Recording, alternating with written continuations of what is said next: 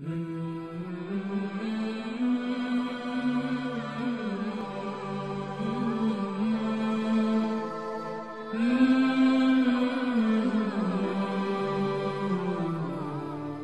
ternyata majelis taklim ini merupakan salah satu instrumen pendidikan masyarakat yang bertahan luar baik biasa. didukung atau tidak didukung oleh pemerintah. Subhanallah. Ini saya katakan aset bangsa. Aset bangsa. Ingat, perlu dicatat bahwa majelis taklim didukung maupun tak didukung merupakan aset bangsa ya. Subhanallah. Dan ini hidup di tengah-tengah masyarakat. Subhanallah. Jadi inisiatif daripada kiai, para ulama, para ustadz, di mana mereka menyiasati keterbatasan lahan. Katakanlah di kota-kota besar, kalau majelis taklim itu menjadi sumber inspirasi daripada masyarakat, sumber ilmu. Baik. Nah, itu coba bayangkan, kalau kita mengandalkan pendidikan siap disiapkan oleh pemerintah, mungkin hanya berjenjang di bangku-bangku sekolah. Subhanallah. SD, SMP, SMK, kuliah. Selesai kuliah, selesai. Baik. Terus kita tahu dalam Islam itu namanya konsep pendidikan adalah pendidikan sepanjang masa, minal mahdi ilal. Subhanallah, minal mahdi ilal lahdi. Makanya dalam hal ini majelis taklim adalah bagian daripada penterjemah anjuran Sayyidina Rasulullah Muhammad SAW agar terus pendidikan itu berjalan. Muncullah yang namanya instrumen pendidikan masyarakat bernama majelis taklim. Dan sekarang luar biasa. Majelis taklim itu saya perhatikan begitu hidup di tengah-tengah masyarakat karena didasari oleh sebuah perintah dari Allah SWT. Ya, baik. Apa perintah Allah itu? Yakni waman ahsanu qawlan mimman da'a. Tidak ada yang lebih bagus daripada orang yang mengajak kepada Allah. Subhanallah. Maka majelis taklim itu bagian daripada ikhtiar kita mengajak agar masyarakat kenal kepada Allah. Subhanallah. Ini dinamika ini sejak dulu sampai sekarang terus bertahan. Hanya saja barangkali medianya yang berbeda ya. Kalau dulu kita majelis taklim ada di rumah, naik ada di musola, sekarang juga ada di masjid, sekarang juga ada muncul di televisi. Malah majelis taklim juga ada muncul di sosial media. Karena jangkauan sosial media misalnya Facebook, Twitter, TikTok itu dimanfaatkan dengan luar biasa oleh para kiai, para ustaz. Karena kalau dulu kita berbicara untuk sampainya suara itu kan lewat speaker, betul ya. Sistem. Baik. Itu jangkauannya cuma berapa, Gus Fahmi? Iya. Tetapi kalau dengan sosial media maka mungkin sekarang saya sedang berbicara ini disaksikan orang Amerika tahu ini. Subhanallah. Benar nggak? Baik. Orang Saudi bisa kan? Subhanallah. Detik ini. Nah itu kira-kira lintas negara ya. Lintas negara. Demikian Gus Faru. Iya, baik Kiai. Itulah pemirsa penyampaian beliau tentang peran dan inovasi dari majelis taklim sendiri. Kemudian ini Pak Kiai, menurut Pak Kiai, apa metode yang tepat untuk inovasi pengajar materi pendidikan agama Islam di majelis taklim menurut Pak Kiai?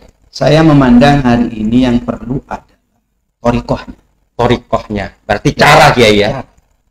Bagaimana kita menyampaikan majelis taklim materi-materinya itu sampai dan nyangkut kepada masyarakat yang mempunyai cara kekinian. Subhanallah. Ya. Ini terus terang saja masyarakat kita ini ada berbagai macam pola cara menangkap agama. Betul. Ada orang yang menangkap saya cukup dengan kiai. Kiai melakukan apa, kiai menyampaikan apa, cukup. Tidak usah pakai dalil. Cukup melihat kiai. Begitu ya. Ada yang gitu. Ada yang seperti itu. Ada juga yang naik kepada level saya ingin ngaji dengan kitab. Jadi kitab-kitab yang katakanlah berkaitan dengan fikih, berkaitan dengan tauhid, berkaitan dengan akhlak. Namun sekarang ada fenomena ini harus kita akui. Masyarakat juga ingin tahu tentang ajaran agama itu bukan hanya dari contoh, tetapi berangkat daripada Al-Quran dan hadis misalnya. Istilahnya seperti tematik begitu Pak ya. Qurannya mana, hadisnya mana Subhanallah. berkaitan dengan materi ini. Nah, ini tema-tema semacam ini adalah sebuah keinginan masyarakat yang harus dipenuhi. Betul. Jadi saya katakan tokohnya bagaimana sekiranya sampai kepada masyarakat dan disesuaikan. Berarti idealnya torikoh atau metode itu seperti apa menurut Pak Kiai? Kalau saya ada silabus. Ada silabus semacam. Jadi jangan sampai majelis taklim itu ya sangat tradisional masuk mulai dulu sampai sekarang ya materinya ya Rabbi bil Mustafa terus, bukan nggak baik ini. Iya. Ketemu ya Rabbi bil Mustafa balik sampai ngantuk-ngantuk. Sedangkan majelis taklim ini kita harus ngakui Gus Pak. Ini pecintanya atau yang ikut di dalamnya rata-rata orang tua. Benar? Betul Kiai. Bapak-bapak atau ibu-ibu. Ibu-ibu. Pertanyaannya sekarang, kenapa majelis taklim ini tidak menyasar anak-anak muda? Ini sebuah tantangan. Baik. Maka harus kita jawab. Ini torikohnya, pendekatannya. Misalnya hari ini kita lebih senang dengan materi-materi yang singkat, padat, yang kemudian outputnya itu ditampilkan di sosial media. Betul. Dan masyarakat sekarang Gus Faruk nggak ingin panjang-panjang. Benar ya? Kalau saya pegang HP scroll saja terus, ya paling nonton ya 3 menit, kelamaan itu juga. Kadang cukup begitu, Pak Kiai. 1 menit, bahkan setengah menit, bahkan 3 detik. Kalau nggak suka ya lempar kita. Begitu. Makanya dalam hal ini majelis taklim yang di bumi, yang di rumah, yang di musola, yang di masjid tetap dirawat. Itu dikembangkan Pak Kiai. Namun majelis taklim yang dinaikkan ke level sosial media, diunggahlah ke sana di berbagai platform media, sosial media itu misalnya di Facebook, di YouTube, di Instagram, bahkan di TikTok. Berarti dikemas lebih baik lagi Kiai ya? Dikemas lebih baik lagi. Itu masalahnya kalau berbicara materi ya kita prinsipnya kan cuma satu, amar ma'ruf nahi mungkar. Begitu kan? Betul. Bagaimana menyampaikan ajaran Allah, ajaran Rasulullah, ajaran para ulama, ajaran para sahabat sampai kepada masyarakat. Kan tidak berubah sejak dulu. Betul Kiai. Inovasi apapun ya tetap materinya itu. Ini harus kita jujur. Apa kemudian misalnya katakanlah ada ustadz dari kampung. Dari kampung nih, saya sebut Gus Iqdal. Ya. Ini fenomena yang luar biasa. Gus muda ya misalnya punya majelis ya digandrungi oleh semua masyarakat, bahkan non muslim pun ikut. Ada UAS, ada UA, ada Buya Yahya misalnya. Ada Kiai Misbah sendiri. Nah, kalau Kiai Misbah wajar di Jakarta. Kalau dulu kalau ingin terkenal itu di Jakarta dulu. Iya. Sekarang coba lihat Ustadz Abdul Somad di mana? Betul. Di Riau. Buya Yahya di mana? Di Cirebon. Di Cirebon. Iya.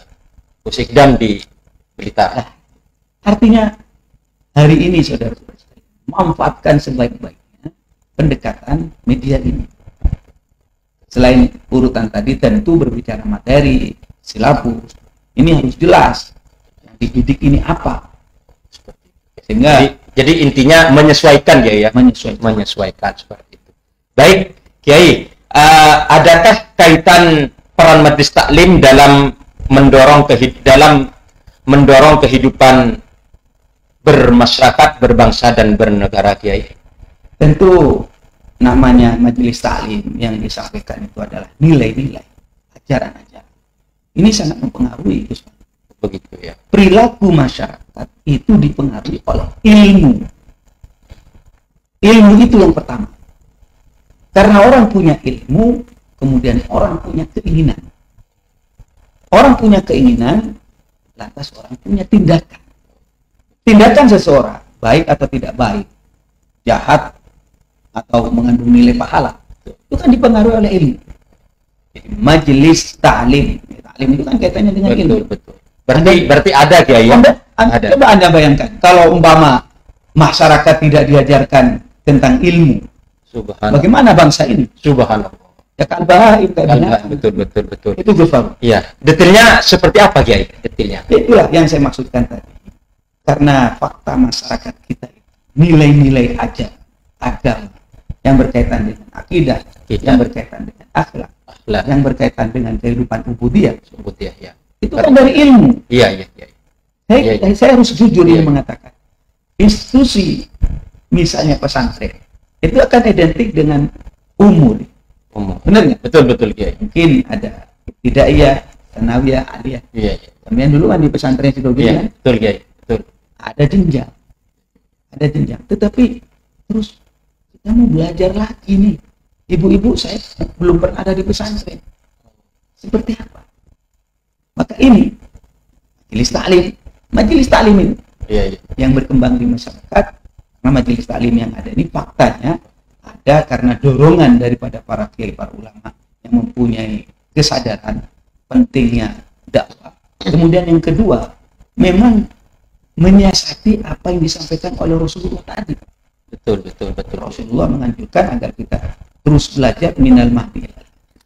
Nah, sekarang bangsa ini menjadi harus kita akui, bangsa ini punya akhlak yang baik.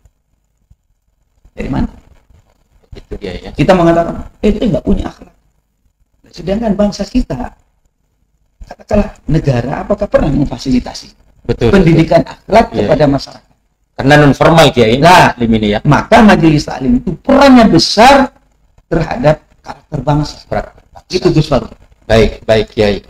Baik, kemudian menurut Pak Kiai, adakah strategi bagi dai-daiyah atau pengajar majelis taklim yang memiliki inovasi dalam menanamkan pemahaman nilai-nilai agama Islam sehingga terwujud nilai amaliyah hablum minallah dan hablum minan nas, Kiai?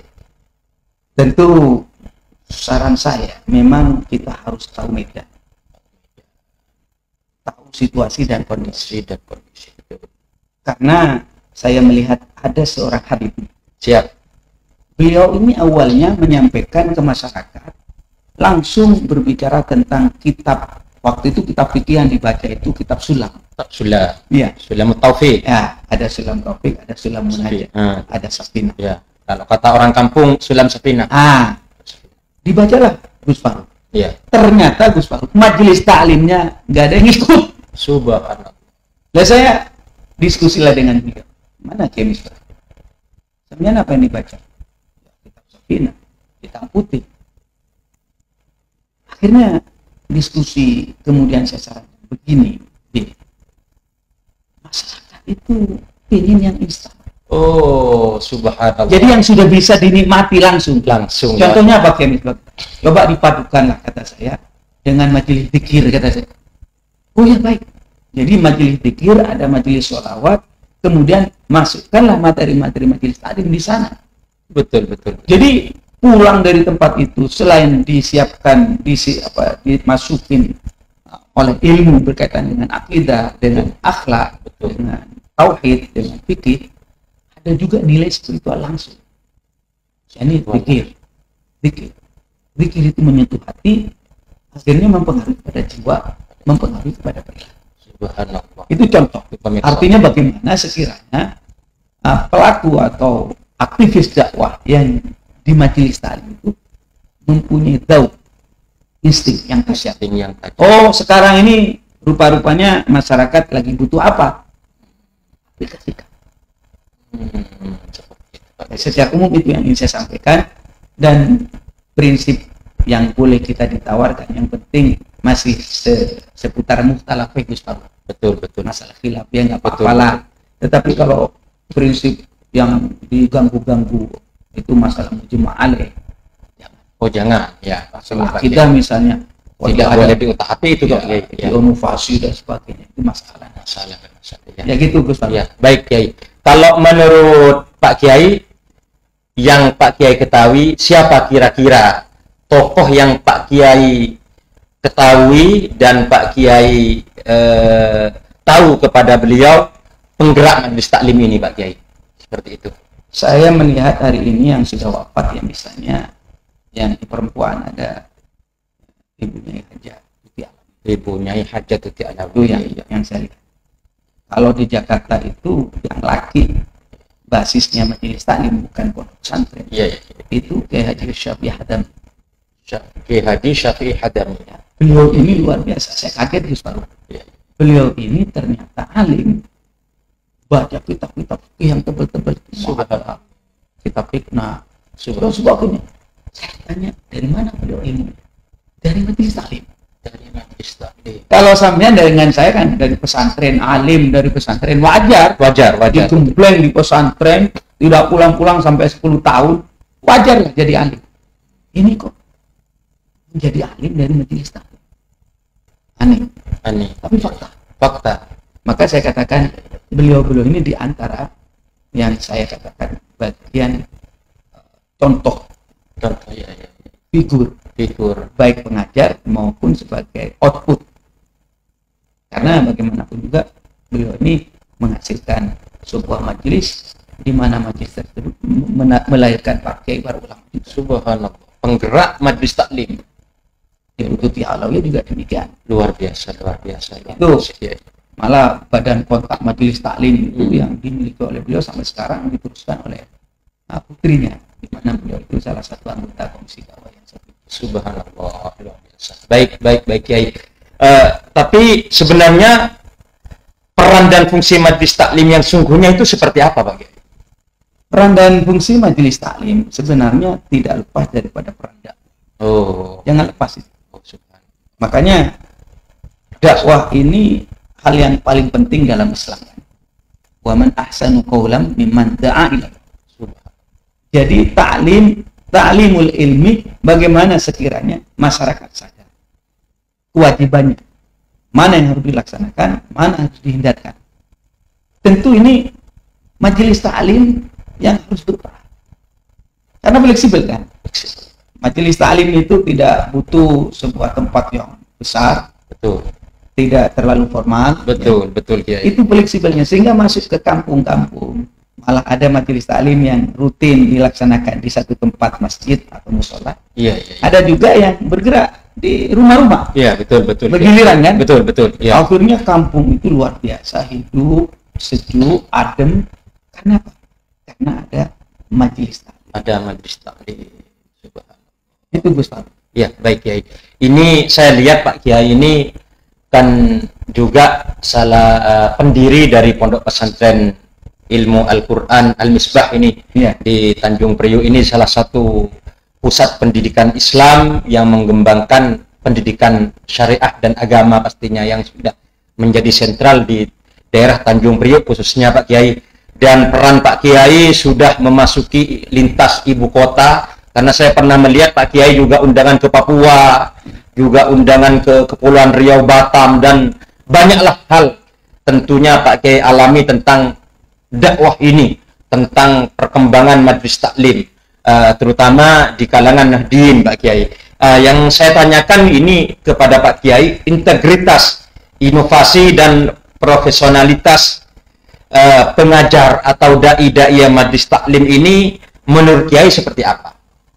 Memang kita harus akui ya, secara khusus jurusan yang membidangi masalah majelis taklim, saya lihat kurang begitu diperhatikan. Itu Kiai harus kita akui. Maka saran saya yang pertama tentu sumber daya manusia kita. Sumber daya manusia. Pengajar ya? Pengajar. Jadi pengajarnya itu diberi sebuah wawasan. Betul berkaitan dengan bagaimana cara mengembangkan majelis taklim, bagaimana materi-materinya, sehingga masyarakat itu berkembang. Subhanallah. Saya khawatir kalau cuma sekedar materi disampaikan, kemudian tidak ada silabus, tidak ada tujuan besar, dan kita sekedar menjalankan rutinitas saja. Betul. Dan kelas daripada bangsa ini tidak naik-naik Gus Farouk. Oh begitu ya. Jadi bukan hanya integritas kepada pengajar majelis taklim Pak Kiai, tapi stakeholder yang terutama kepada pihak pemerintah untuk bisa mendorong dan mendukung kegiatan-kegiatan daripada pengajar majelis taklim seperti itu Pak Kiai. Saya sih syukur sudah ada perhatian. Subhanallah. Tetapi kita harus mengakui bahwa majelis taklim itu tumbuh dari bawah. Kalau kita mengharapkan terlalu besar dari porsi pemerintah untuk intervensi, saya pikir juga tidak ideal. Oh begitu. Semua jenjang pendidikan, bagi saya pribadi harusnya berangkat dari masyarakat. Begitu Pak Kiai. Pondok pesantren itu selalu Betul. itu sebelum bangsa ini ada, pondok pesantren sudah ada. Sudah ada ya. Subhanallah. Jadi kalau kita berorientasi kepada pemerintah, ya kalau pemerintahnya ada, pemerintahnya itu pro kepada pendidikan. betul. Nah, kalau tidak ada, bubarlah. Makanya saya senang ketika pesantren, majelis taklim itu mandiri. Oh, seperti itu Pak Kiai. Justru lebih cenderung kepada yang lebih baik mandiri Pak Kiai ya. Kemandirian pesantren dan majelis taklim. Subhanallah. Bukan tidak butuh ya. Iya. Seperti contoh pondok pesantren Sukogiri yang kita di sana. Kan tidak ya disupport. Iya. Tapi ya dun ulia. Subhanallah. Bukan berarti tidak mau bantuan. Kalau dibantu syukur. Subhanallah. Tapi Iya. ini berkaitan dengan, mohon maaf, keberlanjutan daripada dunia dakwah. Dunia dakwah. Ini dunia dakwah itu kalimat yang agak umum, tetapi kalau sudah diaplikasikan ke Indonesia, bentuknya itu kan bisa majelis taklim.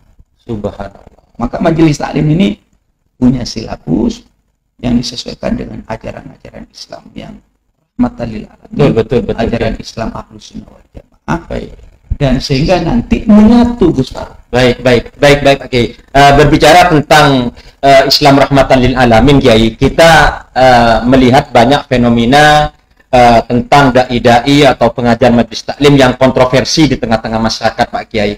Ini apa saran Kiai untuk pengajar majelis taklim atau dai-daiyah untuk mewujudkan Islam rahmatan lil alamin seperti itu Pak Kiai? Apa sarannya? Saran saya Gus Faru, bagaimana sekiranya sama-sama sadar bahwa kita ini harus kembali kepada ajaran Ahlus Sunnah wal Jamaah. Ya itu Harus digarisbawahi pemirsa ya. Kita hendaknya harus kembali kepada ajaran Ahlus Sunnah wal Jamaah. Ya.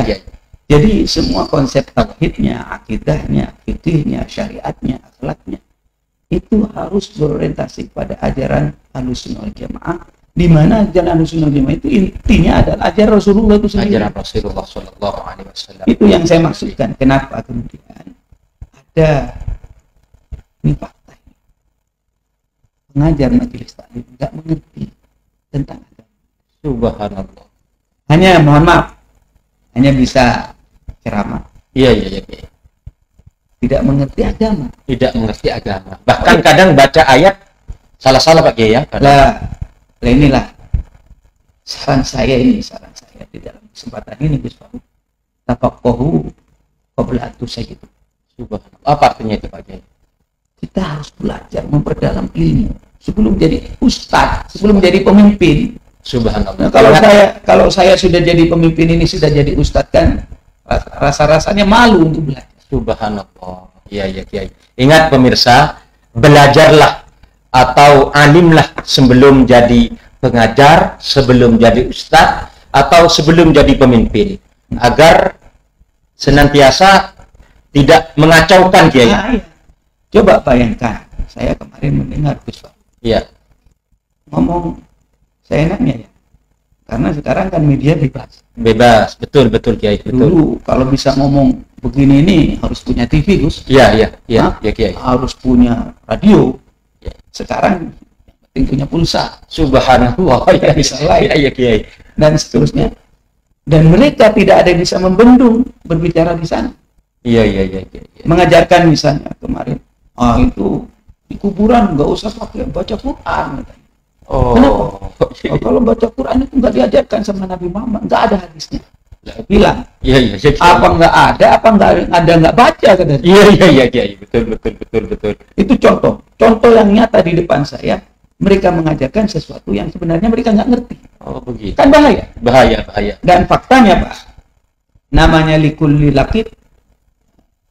sakit lakit. Oh subhanallah. Setiap sesuatu yang jatuh ada yang memungut. Oh begitu ya. Mohon maaf nih. Iya. Di Indonesia ini banyak aliran-aliran Gus Faru. Iya. Aliran inilah, aliran itulah, ada yang ngaku jadi nabi, ada yang ngaku malaikat. Hah? Subhanallah. Iya. Benar nggak? Betul. Ada pengikutnya nggak? Banyak Kiai. Ya itu. Iya. Yang saya maksudkan. Iya. Bahayanya seorang guru, seorang dai, pengajar di majelis taklim Harus punya ilmu. kalau nggak punya ilmu bahaya. Berarti sesuai dengan perkataan dari Imam Ibnu Rustam Kiai ya, kullu man bi ghairi ilmin ya'malu a'maluhu mardudatun la tuqbalu Kiai ya. Itu. Jadi kita ini berbuat sesuatu apapun Pak Kiai pasti harus dengan dilandasi dan didasari dengan ilmu, begitu kira-kira Pak Kiai. Iya, setuju itu. Makanya kalau saya menyarankan, pertama tafaqquhu qabla itu, belajar yang benar dulu dan jangan malu. Subhanallah. Kiai, para ulama itu rata-rata tidak malu mengatakan saya tidak. Kalimat la adri ini kayaknya aib. Mengatakan saya nggak tahu seakan-akan aib. Padahal di situ bagian daripada ilmu. Kenapa faktanya wa ma utitu minal ilmi illa qalila, kita ini dikasih ilmu sama Allah sedikit Gus Pak. Iya. Jadi harus punya kesadaran bahwa kita ini harus terus belajar. Tentu tekniknya tidak seperti belajar anak-anak yang di bangku sekolah ya. Iya. Kita silaturahim macam begini, ini bagian dari belajar. Subhanallah. Baik. Itu Gus Pak. Baik pemirsa, demikian untuk sementara waktu ini kita berdialog menggali ilmu kepada guru kita mulia Hadratul Syekh Haji Misbahul Munir Khalil, dan mudah-mudahan kita doakan beliau ini diberikan kesehatan dan panjang umur. Amin. Serta beliau ini diberi keleluasaan dan kegampangan serta kegampangan segala aktivitas dan dakwahnya. Dan mungkin cukup demikian dulu Pak Kiai. Terima kasih banyak atas ilmunya. Mudah-mudahan ilmu yang sedikit ini bisa bermanfaat untuk kita semua Kiai. Terima kasih banyak Pak Kiai. Mohon maaf mengganggu waktunya. Demikian dulu pemirsa dari saya, cukup sekian. Wallahul muwaffiq ila aqwamit thoriq. Wassalamualaikum warahmatullahi wabarakatuh.